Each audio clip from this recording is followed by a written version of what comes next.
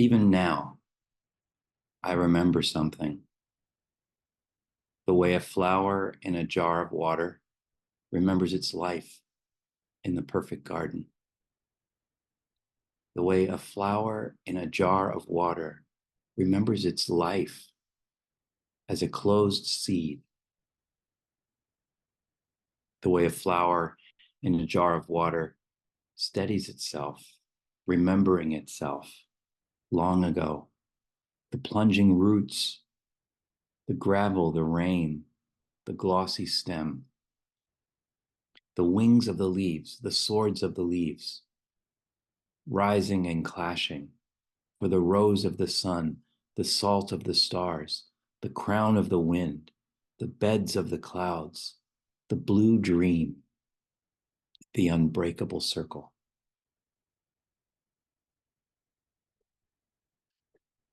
So taking a comfortable seat with your hands resting on your lap, closing your eyes.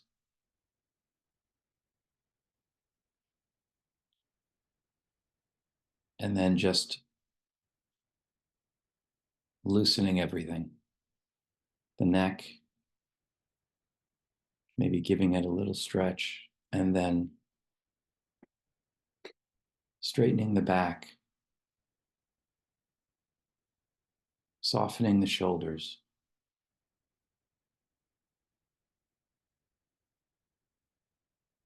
softening the muscles of the face.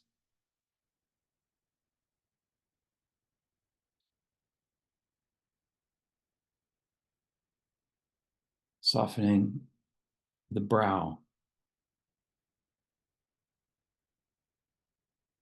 and putting your focus on that space between your eyebrows, as if you're looking out from that space.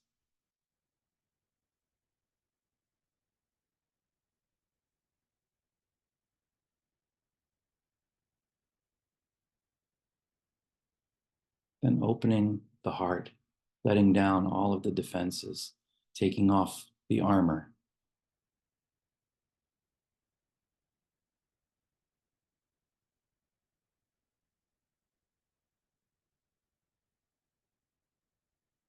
Softening the belly.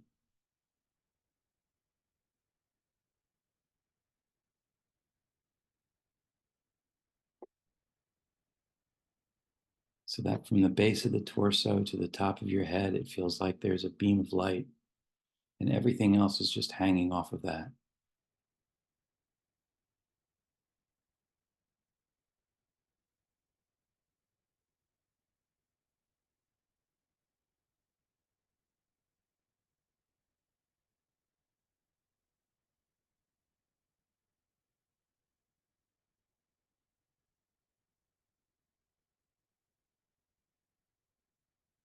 And then to just put a little smile in your heart.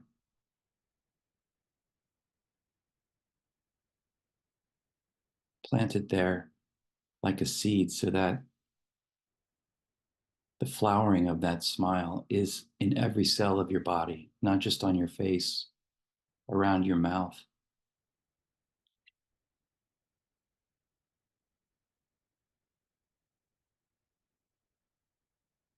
But just a tiny smile from the tips of your fingers.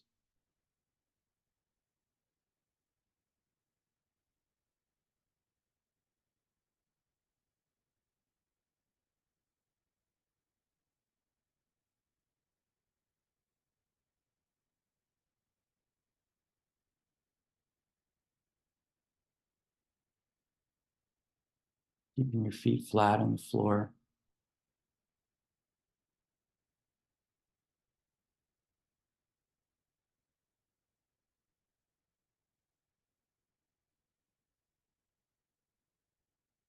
Straightening the back again.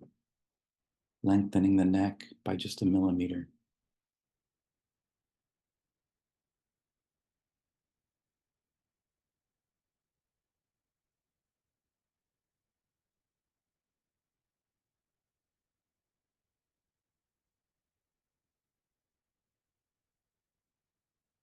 And now we're in it.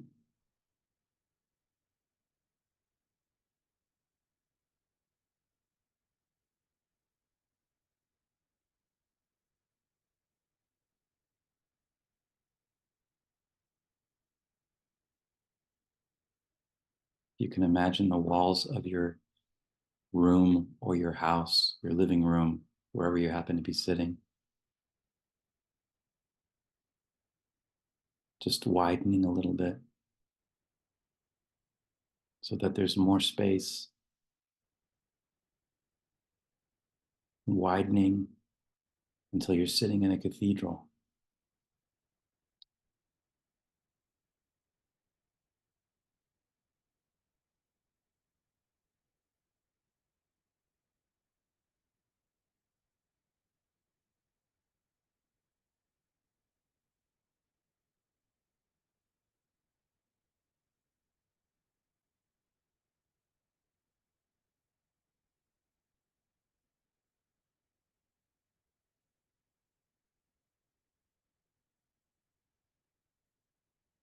This is sati, this is remembering.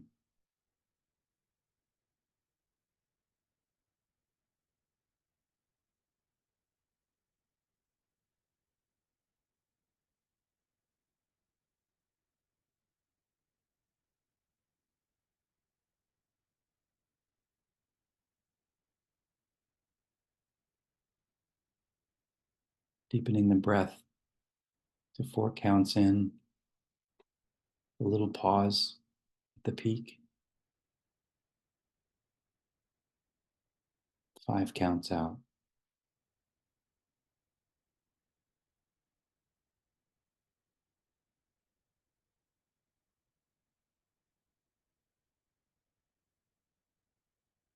Four counts in, and then that little smile through all your pores as you're breathing out.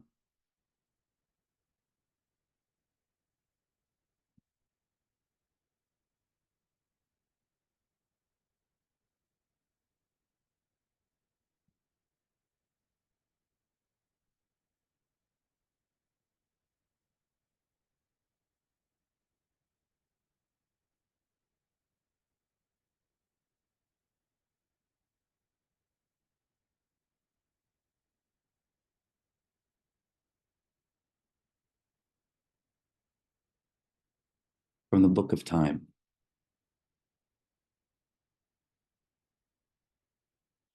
Even now, I remember something. The way a flower in a jar of water remembers its life in the perfect garden. The way a flower in a jar of water remembers its life as a closed seed. The way a flower in a jar of water steadies itself, remembering itself. Long ago, plunging roots, the gravel, the rain, the glossy stem, the wings of the leaves, the swords of the leaves, rising and clashing for the rose of the sun, the salt of the stars, the crown of the wind, the beds of the clouds, the blue dream, the unbreakable circle.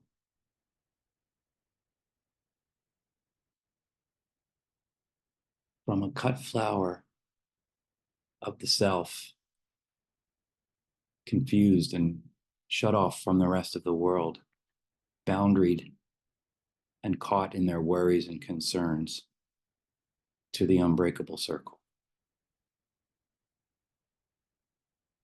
Seamus Heaney describes in his preface to his translation of Beowulf the problem that he had as an Irish writer translating an Anglo-Saxon text. Essentially, he was saying, what's my role in this game? It's because of the Anglo-Saxons and their colonization of Ireland that I don't speak Irish. And now here I am speaking this descendant of the Anglo-Saxon language, and I'm writing poetry in that language, and I'm translating their sacred text. What's my role in this? Am I just a mouthpiece for the colonizers? And he really struggled with it. He said it felt like a wound in him every time he tried to translate the text.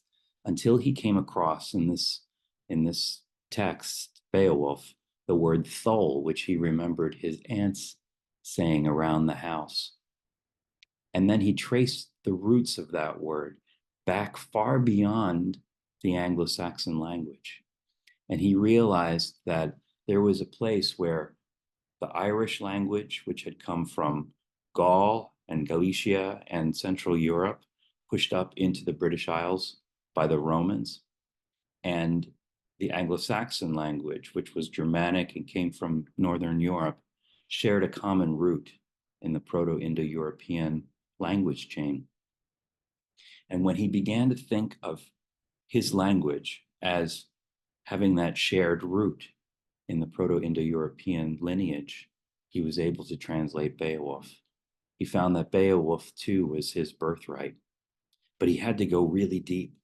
He had to find what he called a prelapsarian source language, a language before the fall that was thousands of years old rather than hundreds of years old, like Anglo-Saxon, or 1,000 years old, like Irish.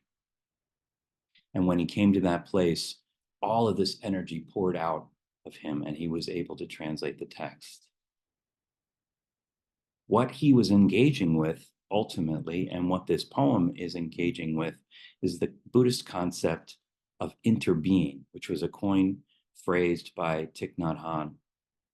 And you see it happening in Mary's poem. Trying to remember what she's forgotten. The self sitting here separate and cut off from the world, like a flower in a glass of water. And then remembering back to the roots, remembering back to the seed, remembering back to the origin plant from which that seed came, and then the dirt, and then the sky, and then the unbreakable circle. The way that Seamus Heaney followed language from its separate branches, feeling apart and even binary and dualistic, back to this unity when he went far enough in memory. This poem begins with the word even now, which is a little move that Mary Oliver makes in her poems. She begins with a phrase like this morning, or even now, or just today. And even now is significant, I think, because it means even now in this condition. So it could mean as an older person who's stuck in their ways, or it could mean as a person living alone, or as a person who has lost their mate. So a condition that is at its worst, you might say. But I think what she's talking about is the human condition, which is much more liable to feel shut off because of the workings of the mind. We are so convinced by this play we're enacting that we really feel like we're separate from everything else, and Buddhists call that confusion. It's a poem about sati, which is the term that I mentioned during the meditation. Sati means in Pali just remembering. But sati is also a word that is used for mindfulness. Mindfulness is remembering. Remembering is knowing that you're connected to everything else, that being here, you are inseparable from everything else that's here. Thich Nhat Hanh coined the phrase, and this is what he writes about interbeing. If you're a poet, you'll see clearly that there's a cloud floating in this sheet of paper. Without a cloud, there will be no rain. Without rain, the trees can't grow. Without trees, we can't make paper. The cloud's essential for the paper to exist. If the cloud's not here, the sheet of paper can't be here either. So we can say that the cloud and the paper inter-are. Everything coexists with this sheet of paper. And then a little later in that same passage, he writes, to be is to interbe. You can't just be by yourself alone. You have to interbe with everything else. This sheet of paper is because everything else is. So this paper that he's talking about is made up completely of non-paper elements, just like the self that we're talking about, that feels like it's stuck in its glass of water. The body and the mind is made up completely of non-self elements. And in that way, again, in the words of Thich Nhat Hanh, you're never born and you can never die. You're all a part of a continuum that's connected to everything. He calls this the song of no coming and no going. And that's what's happening here in Mary's poem. Because at the end, you see everything becomes everything else. If you look at those lines at the end, the gravel, the rain, the glossy stem, the wings of the leaves, the swords of the leaves, rising and clashing, for the rose of the sun, the salt of the stars. It's exactly the same. She goes so deep, everything becomes a metaphor for everything else. That's mysticism, but that's real life. Here's the poem one more time. From the Book of Time. Even now, I remember something. The way a flower in a jar of water remembers its life in the perfect garden. The way a flower in a jar of water remembers its life as a closed seed. The way a flower in a jar of water steadies itself, remembering itself long ago, the plunging roots, the gravel, the rain, the glossy stem, the wings of the leaves, the swords of the leaves, rising and clashing, for the rose of the sun, the salt of the stars, the crown of the wind, the beds of the clouds, the blue dream, the unbreakable circle. Let's go back into it.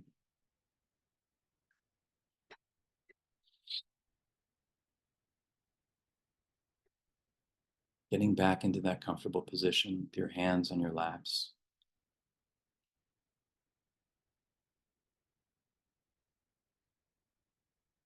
Feet flat, knees at a right angle, squaring off. Just lengthening the back.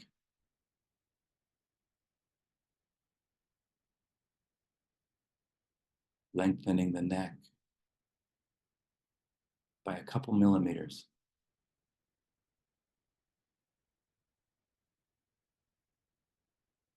Softening the chest again and the belly.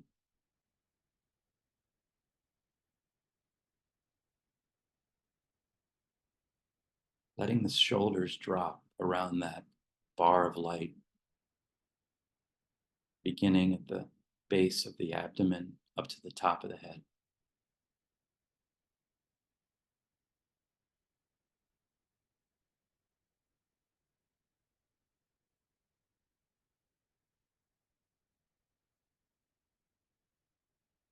Just imagine a bobbin of thread. And from the spool, you're unraveling the body. This coil of the body, this aggregate.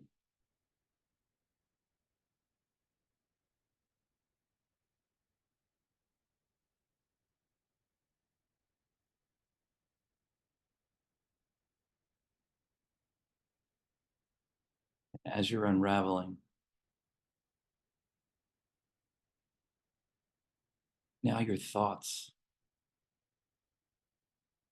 your feelings are being stripped away.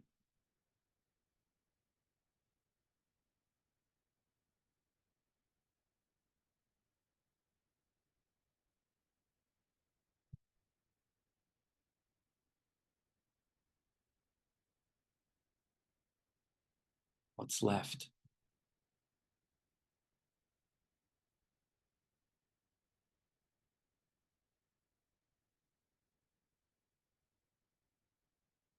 There are scars that the world has left on you.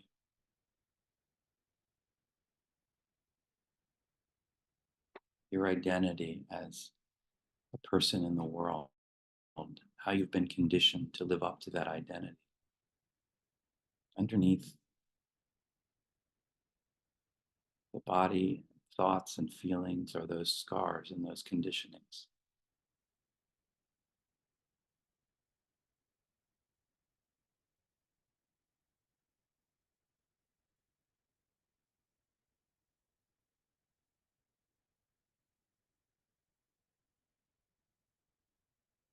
There are beliefs, perceptions, things you think are true, things you take for granted.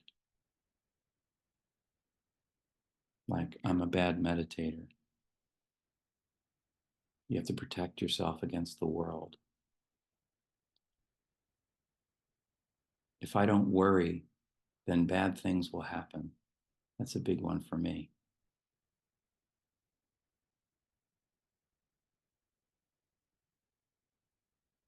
You just keep unraveling.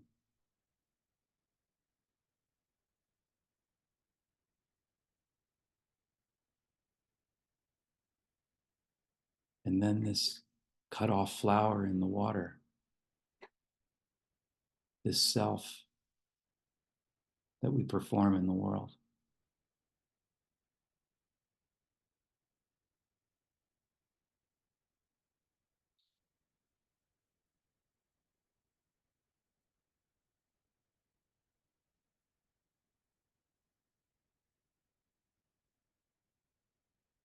Until what's left is what's watching it all.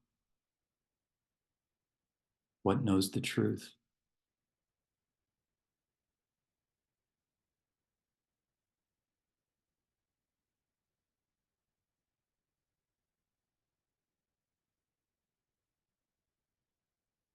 A spool with no thread.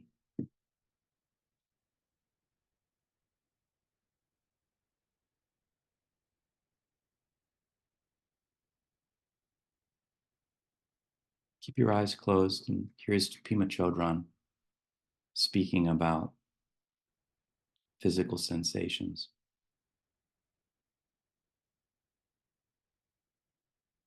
By getting in touch with the physical sensation of our neurosis, we come to know the feeling of wisdom as well.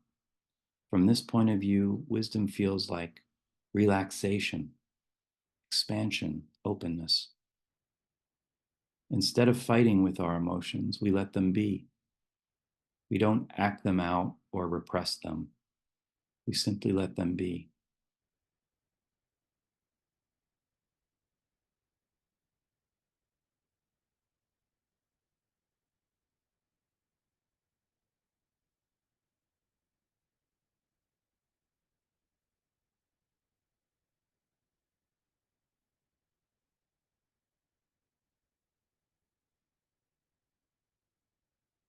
And you simply let all of these aggregates, these coils or threads, be, knowing that they're not you, that they've come from somewhere else and they're going towards a different place.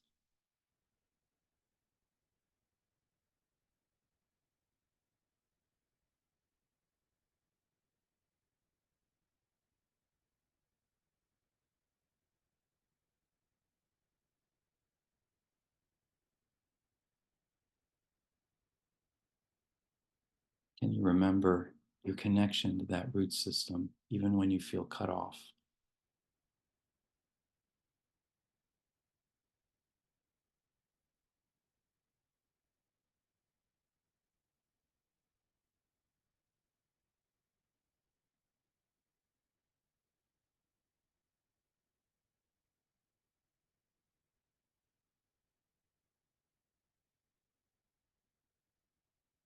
And here's Thich Nhat Hanh. Brothers and sisters, the beautiful earth is us.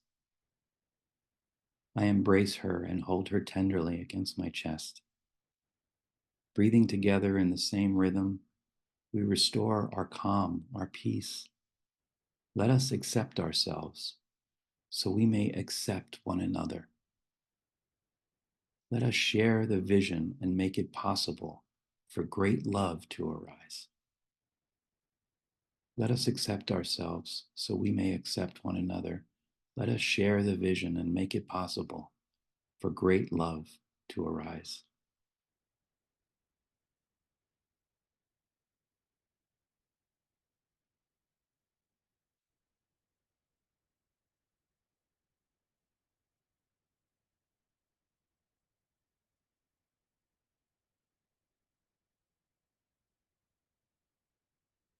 Just breathing in 4 counts, feeling that smile in the heart, spreading out to the fingertips.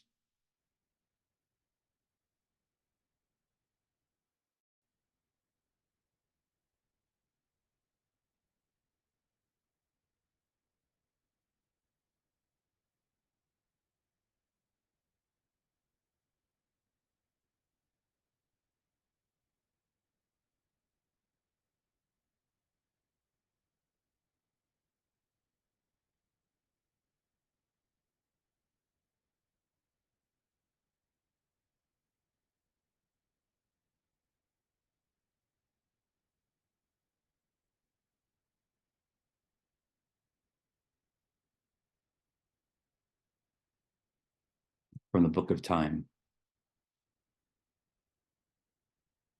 Even now, I remember something, the way a flower in a jar of water remembers its life. In the perfect garden, the way a flower in a jar of water remembers its life as a closed seed. The way a flower in a jar of water steadies itself, remembering itself.